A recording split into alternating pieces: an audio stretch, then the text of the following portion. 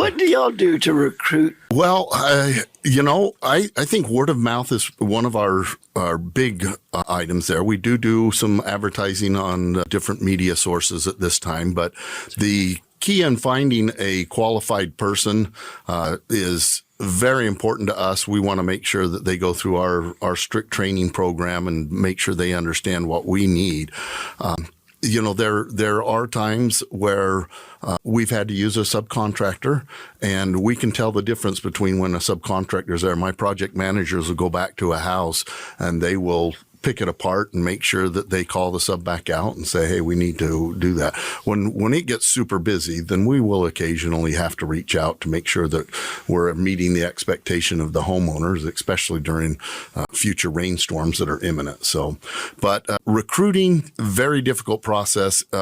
Right now, we have got some pretty big projects down in Tucson, and so we're actively recruiting down there. Interviewed a number of individuals just the other day. I'm a pretty good roofer until I get to the second story on the ridge, and I got to reach over and put that bar drafter on. Yeah. Well, the one nice thing is we follow all of the OSHA safety requirements, so all of our guys are harnessed up and help with that.